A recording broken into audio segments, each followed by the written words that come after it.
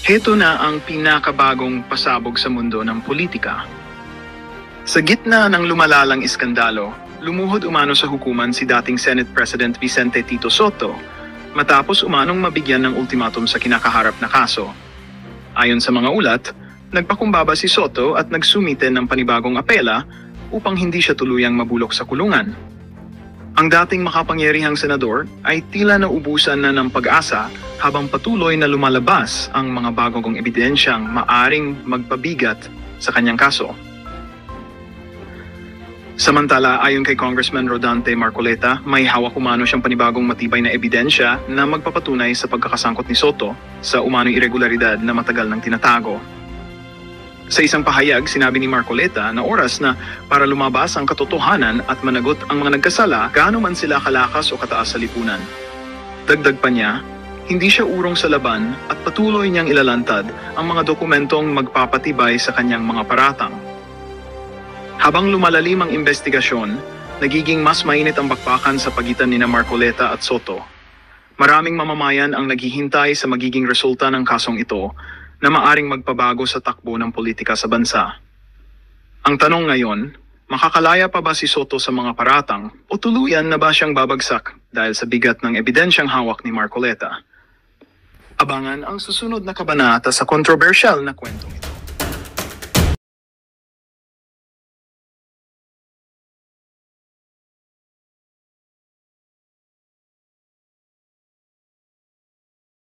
Po ba ninyo, meron pong impormasyon na dumating sa akin na ang matitira lang na kaalyado ni Tito Sotto, Pampilo Lacson, Bamba Makino, Pangilinan, Hontiveros, Legarda, yun lang po, wala na. Yun po ang totoong minority. Yung mga tulpo hindi, pupunta yan sa majority.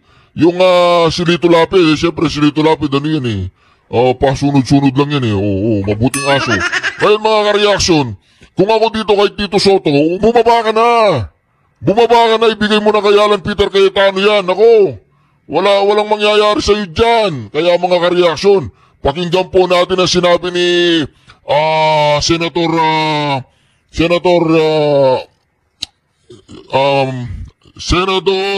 Rodante Marcoleta. Nako, nabablanko po yung utak ko kasi puro katarantaduan na nangyayari dyan sa Senado eh. Ayan, gusto na daw kumalas yung 5. Sino ba yung 5? Si Pia, si JB, 2 Bilyar, si Subiri. Nako, yan ang sinasabi po natin dyan mga kareaksyon. Eh, nandyan pa yung mga tulpo. Siyempre, katulad po ni Eric Silvester, nagpapakitang gilas na ngayon. Parang gusto nang dumikit kay Sara Duterte, oh. Eh, ganun lang naman talaga mga tulpo, di ba? Wala naman mga prinsipyo mga yun, eh. Di ba? O, sino pang gustong kumalas dyan sa majority? O, di ba? Kaya dito kasi 15 lang sila. 15 lang sila. O, pag umalis yung 5 dyan, ano na lang sila? O, 10. Di ba? O, kaya ito mga karyaso, sinasabi po natin dito. Eh, si Gatchalian pa. Naku! Yan ang sinasabi natin dyan mga karyason. Kung ako kay Tito Sotto, bumaba ka na para hindi ka na mapahiya. Dahil sa Lunes, mapapalitan ka na. Naku. Yan ang sinasabi natin eh. Ito na po mga karyason. Erwin, pasok! Erwin, pasok! Wala ho tayong pakialam sa batas na yan. Sometimes, you have to bend the law to be able to please the people. Mas mataas po ang taong bayan sa batas. Am I right, Secretary Remulla? Yes, sir. Mr. Chairman. Thank you, Mr. Chair. Alright, Reaction TV Base, nagbabalik. Reaction. Napakaganda po naman pag-uusapan natin ngayong mga kareaksyon. Ito po mga kareaksyon ang pinakamalupit at pinakabagong video po ni Senator Marcoleta. Ipapaliwanag po niya dito ang mga nagliligaw sa issue kung saan po nila dinadala. Hoy, Ping Lacson, makinig ka dito, Pinky. Pinky, One Ball University Scholar. Tito Sotto, makinig ka dito. Oo, papaliwanag yun ni Senator Rodante Marcoleta. Ito na po, panoorin na po natin mga kareaksyon. At sabay-sabay po tayong mag-comment sa comment section. At huwag po ninyong kalimutang magsulat dyan kung anong gusto nyo. May video kayo na gusto nyong ipa-react sa akin. I-comment nyo lang sa comment section nating re-reaction na yan. Pipili po tayo sa ating mga subscribers at mga viewers natin mga kareaksyon. Ito na, huwag na po nating patagalin. At baka mapanis pa. Di ba naman kayo daw po naglilihisan Inililihis nyo raw Nakita mo naman ako, pinipilit kong idiretso Oho. Di, ang bahala nang humatol dyan, yung mga kababayan natin. Sila naman ay nakasusubaybay sa mga nagaganap na pagdinig patungkol nga dyan sa napakalawak na pinsala ng mga flood control projects na yan. Na imbes na maproteksyon na ng ating mga komunidad, kabaligtaran ang nangyari. Anyway, yaman din lamang. Meron ka pa bang dugtong na doon sa calamities? Tuloy na natin doon Tuloy na natin doon sa marami kasing mga issue dyan ang lumabas nitong nakaraang mga araw. Oo. Within this week kasi walang hearing Ba't ka pala, Sen? In-expect namin, Sen, kung hindi Wednesday, ngayong Thursday. Ba't bigla na wala Bakit po? mo sa akin itatanong, hindi naman ako ang chairman ng Blue Ribbon Committee? Ganun ba? Nakakakulo sa kapulungan ninyo, miyembro, hindi ba napag-usapan? Sila lang ang nagbibigay ng schedule Malalaman na lang namin kapag sila'y nagpalabas. Doon sa pinakahuli na pagdinig last week, in-expect natin ay merong isang pagdinig dapat this week. Pero hindi ho pala natuloy, yun ho. Wala, di ba? Ang tanong nila, magkatawag ka. Higit na 10 yung mga in-implicate niya ron ng mga construction companies. Yung Sunwest, nabanggit doon. Opo. Yung Third Star, nabanggit doon. Opo. Yung Edmarie, nabanggit. At napakarami pa. Ang iba-ibang personalidad. Ibig ba sabihin, naging subject matter ng kanyang maramdaming Privilege speech. na kumpleto ang cinematography. Sound effects. May sound effects, meron pang screenplay. Privilege speech. Sa 10, 2 pa lang ang natawag Mahigit na 10 yung mga in-implicate niya. Blue Ribbon. Paano mangyayari yun? Yun lamang mga binanggit ni Chairman Panfilo Lacson ng Blue Ribbon Committee. Opo. Halos sa 10, 2 pa lang ang natawag Mahigit na 10 yung mga in-implicate niya ron ng mga construction companies. Yung Sunwest, nabanggit doon. Opo. Yung Third Star, nabanggit doon. Opo. Yung Edmarie, nabanggit. At napakarami pa. Ang iba-ibang personalidad. Ibig ba sabihin, naging subject matter ng kanyang maramdaming Privilege speech. na kumpleto ang cinematography. Sound effects. May sound effects, meron pang screenplay. Oho. Ibig sabihin, hindi napapasadahan yung mga yun?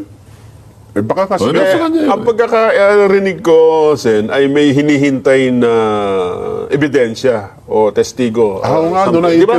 na-interview siya. Mukhang baka daw po may mga hinihintay pang... Development, oo. Development. Kung wala naman daw pong bagong development, di baka... Hindi, ang sinabi niya, nabasa ko rin yun sa social media Opo, oho. O tsaka kasi parang in-interview siya. Tingnan natin nga kung merong masustansyang darating. Opo. Paano malalaman kung may darating na masustansya kung hindi mo ipatawag yung mga binanggit mo sa privilege speech mo? Ako, kumo yun ang kanyang pinasadahan sa kanyang privilege speech na 2 beses yun. Inaakala ko na matimbang para sa kanya yun. Ano pa hinihintay niya? Bakit hindi niya tawagin lahat yung mga nabanggit doon? Hindi pa natatanong Ano ho? Wala nga. Kamukha nung Sunwest na lumalabas sa mga records. Ito ay isang kumpanya na in-establish ni Saldico. Sa napakaraming pagkakataong nabanggit ang pangalan ni Saldico, yung kanyang kumpanyang itinatag ay hindi man lang tatawagin. Baka magtaka yung mga kababayan natin, bakit ganon? Open-ended kasi, no? Nung natapos yung huling hearing, walang sinabi kung kailan yung susunod Paano? Nung itong huling hearing, merong lumabas na isang napakatibay na yung ating witness, di ba? Oho. Si Ay, retired ano ba yung major. pinakahuli? Yung kay... Yung pinakahuli. Retired major, Master Sergeant Orly Gutesa. Oo, hindi ba? Opo. Wala naman silang itinanong eh. Nung makita nila siguro na, teka muna, credible ito Marami po kasi na-shock na bigla ata doon sa statement niya. Oo, ang dami nila ron. Ba't hindi sila magtanong? Nakahanda naman sumagot yung witness. Hindi, ang problema daw ho kasi ata, peke daw yung notaryo. Kaya Bakit? Yung notaryo ba? Ayaw nilang tanungin. Ang issue ba doon yung notaryo o yung isiniwalat niya? Oho.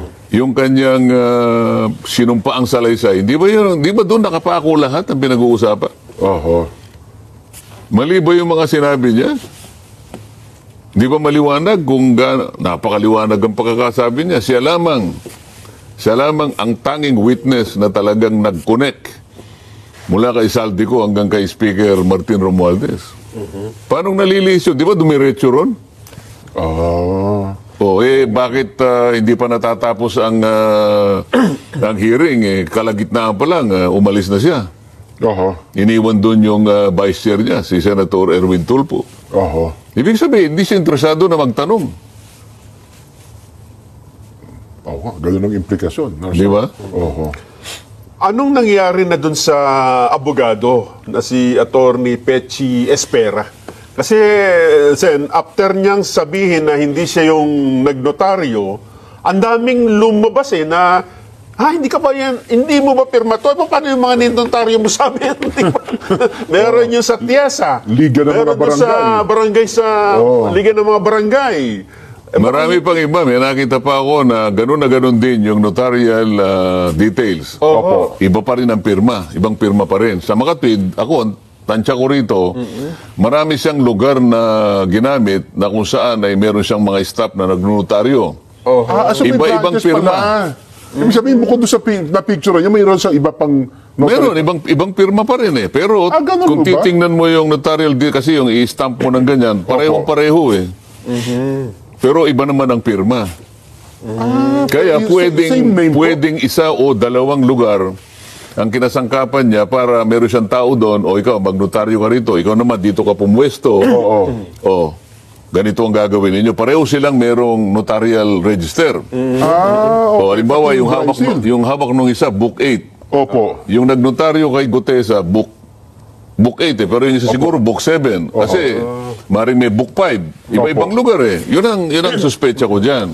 Ganun pala. Ngayon, kung mo pareho yung tinatatak niya, Opo. at sigurado yung staff naman niya ron, nagkakasundo sila, sige, pirmahan mo yan.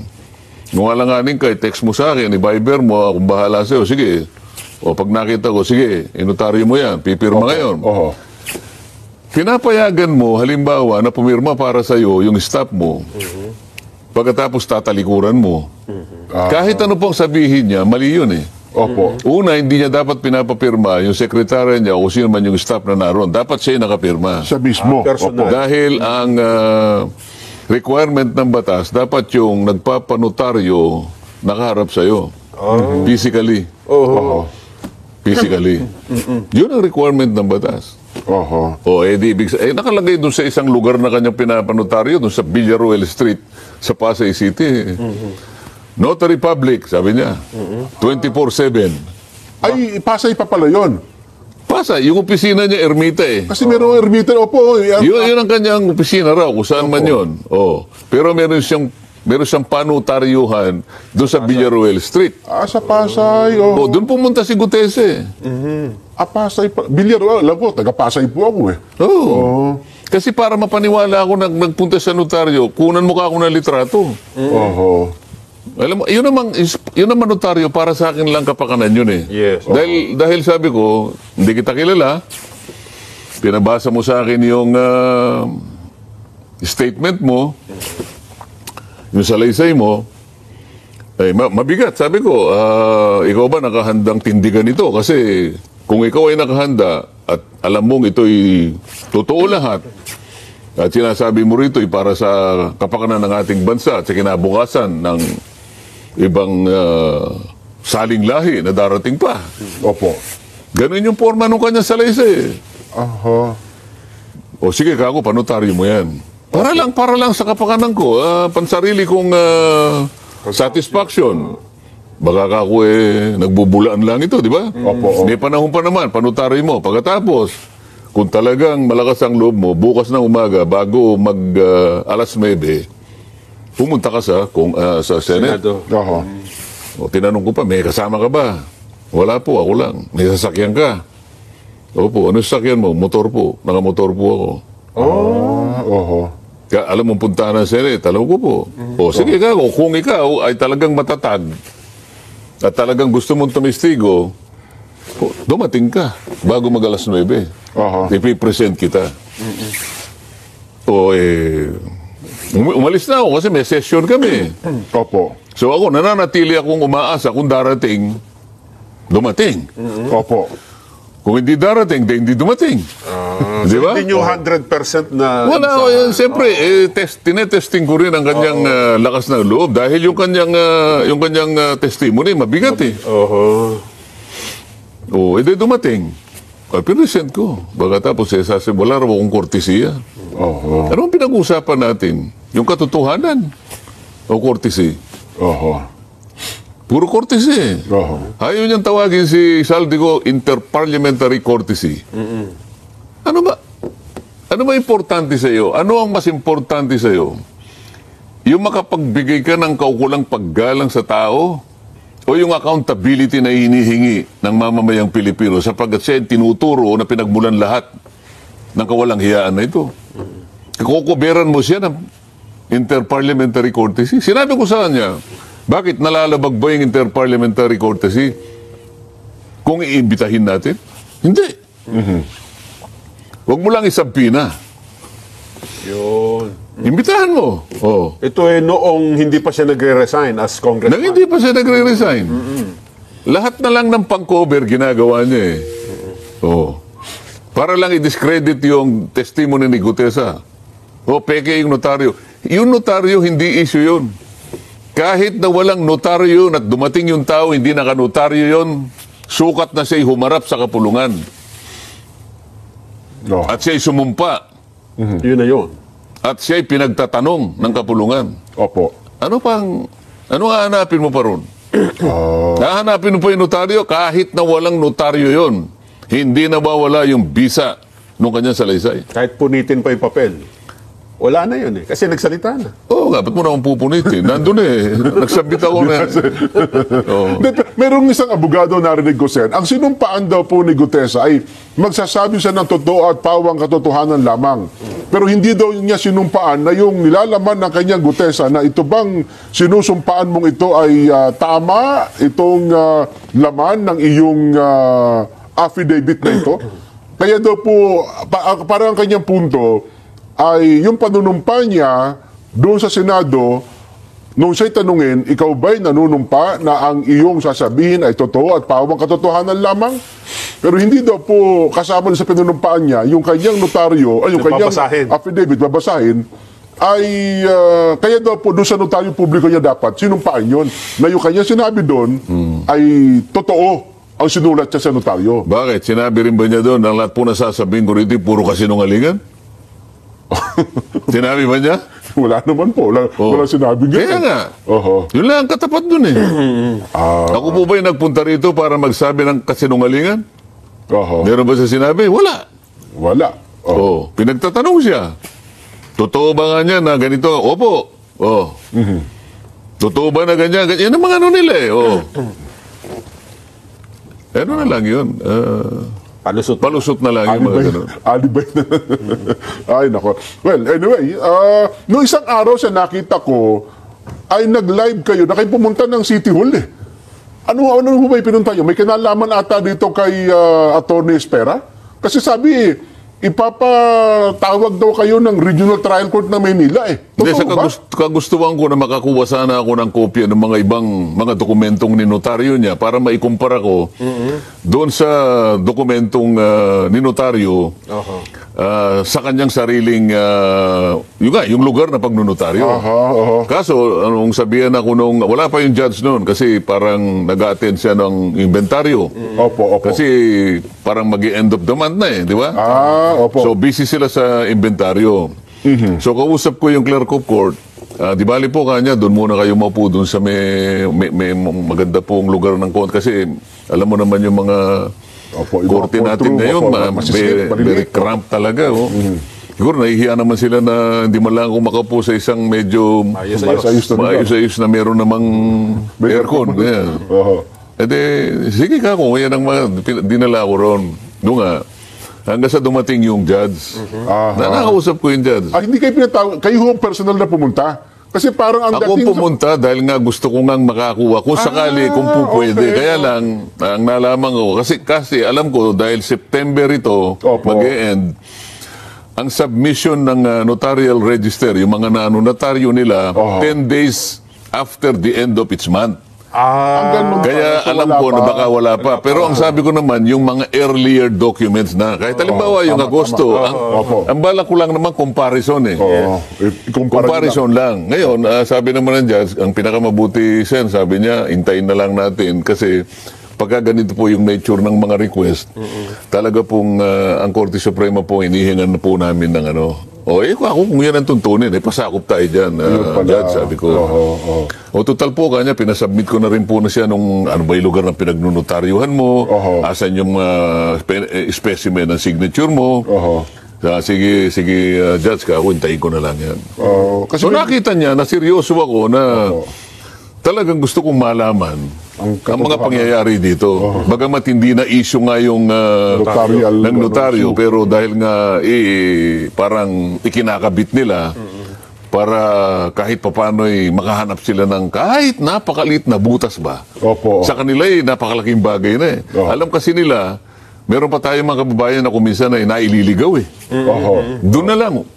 Parang hinahangad na lang yung konti sigurong bilang ng mga kababayan natin na pwede pa nilang mapaniwala. Kung meron pa hanggang ngayon. Well, yun po ang hindi natin alam, Sen. Ano, ha? Pero akala ko kasi may lumabas sa social media na kayo daw ay ipatatawag ng korte. Gutesa and Marcoleta. Ano, Hindi gagawin ng korte yun. Ganun mo ba? Kusa ako nagpunta ron dahil gusto kong makakita ng kopya sapagkat magdi-deliver ako ng privilege speech noong araw na yun. Yun palang notaryo, Sen, ay kumukuha ng notarial commission sa Regional Trial Court. Silang nagbibigay nun. Ayun pala. Kaya i-report mo yung ninotaryo mo sa loob ng isang peryodo. Halimbawa, yung 1 month. Isang buwan, Oo. Kaya lang, ang pagre-report is every first 10 days of the next month. So, Kaya itong Oktubre. October 10 ang submission. Ako naman, ang pag-asa ko nga, yung comparison lang, baka meron po tayong may papaserox na, halimbawa, yung Agosto. Yung mga ano. Yung Agosto, yung September, wag na muna kasi i-report pa Wala lang. pa yun. Kaya lang po, yung mga nauna. Kasi nagbibigay sila ng kopya eh. Sabi naman ng judge, sa pinakamabuti po kanya hintay na lang po natin sapagkat kukuha po tayo ng permiso sa Korte Suprema. Ayun pala. Okay naman sa akin yun, Jen. Okay, so at least malinaw tayo. Dahil sa hindi naman pala natuloy sa linggong ito. Yung abogado na yun, Sen, parang hindi pa nagpakita, hindi pa yata lumabas After na sabihin, hindi ako nagnotaryo yan. Yung gumawa Wala na siya ng sumunod affidavit. na mensahe, di ba? Hindi man lang siya in-interview, no? Wala po Ayaw din naman ipatawag ng Blue Ribbon kasi lilihis kami. Ganon. Sino ba? Ang gusto nila yung inaasahan nilang makabubuti sa gusto nilang proteksyonan. Ako po. Hindi, kasi bagay sila naman ang nagpalaki nun Di ba? Kaya ang tinatanong, ano bang pinaka-importante sa inyo? Yung notaryo o yung nilalaman ng kanyang salaysay? Di ba? Nandun naman sa sarap nyo Sumumpa din siya sa inyo Sa mga tweet, mas napabuti pa nga Binasa pa niya. Kaso nga, napagkamalan pa akong kinukots ko sapagkat napansin ko, teka mo, meron kang hindi nababasa di ba? So kinakailangan ko pang ipaliwanag na nung nagbabasa po si Gutesa, sinusundan po namin. 4 kami na merong kopya na original. Yung isang kopya, binigay ko sa chairman, Senator Ping Lacson. Yung isa, binigay ko kay Senate President Tito Soto. Yung isa, binigay ko sa katabi ko, Senator Erwin. Erwin Tulfo.